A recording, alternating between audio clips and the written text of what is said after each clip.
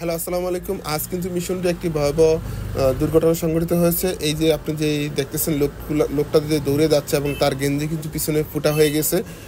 এই অটোর সাইডে যে পাইপটা থাকে, এই পাইপটা কিন্তু এই লোকটির গায়ে লেগে লোকটির গেঞ্জি কিন্তু ছিঁড়ে গেছে। এবং এটা সংঘটিত হওয়ার মূল কারণ হচ্ছে এই যে দেখতেছেন যে লোকটি কিন্তু অটোওয়ালাকে কিন্তু সবাই মানে অটোওয়ালাকে ঝাড়াঝাড়ি করতেছে এবং মারতেছে।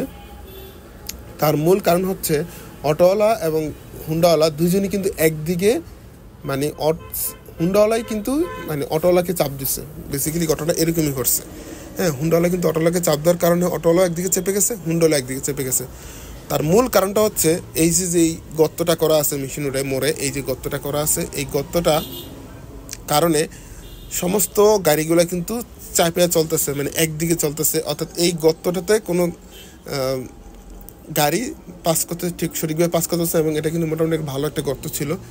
আর একজন পুলিশ অফিসার কিন্তু এখানে কয়েকগুলো ইট রেখে গিয়েছিল, যার কারণে এতদিন মানুষ খুব স্বচ্ছন্দে চলাফেরা করতেছিল।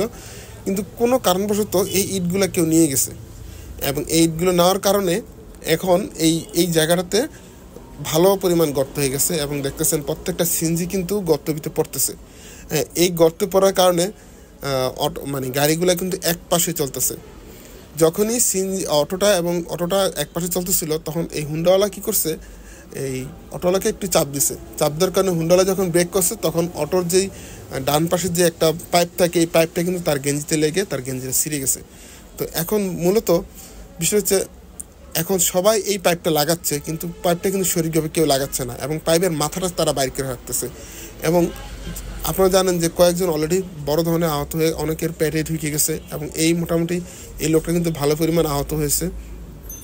এবং এই গর্তটা যারা করছে তারা কিন্তু এই গর্তটা কাজও করতেছে না, কোনো কিচ্ছু করতেছে না। অর্থাৎ এখানে একটা গর্ত, ভালো পরিমাণে একটা গর্ত করে এখন তারা যদি এই গর্তটি কোনো কাজই না ব্যবহার করে, তাহলে এটা পূরণ করে ইট ইজ সলিং বিছিয়ে দিক। আর যদি তারা কোনো কাজই করে তাহলে করুক। কিন্তু আপনারা দেখতে পাচ্ছেন এই এক গর্ত করার কারণে প্রায় 8 ফুটের মতো জায়গা কিন্তু গাড়িগুলো ব্যবহার করতে পারতেছে না। সো এখন এই জায়গাটা কিন্তু দেখেন সবাই কিন্তু এই জায়গাটা পাস করে যাচ্ছে, কেউ এই জায়গাটা ব্যবহার করতে চাচ্ছে না। সো এখানে আপনি যাই ইটগুলো এক পুলিশ অফিসার দিয়েছিল, সো এখন আবার কে জানি ইটগুলো নিয়ে গেছে। সো এখন কি যে করার, প্রত্যেকটা গাড়ি আপনারা দেখেন যে প্রত্যেকটা গাড়ি কিন্তু এখানে যখন পাস করতেছে তখন তারা কিন্তু এই জায়গাটা অ্যাভয়েড করতেছে।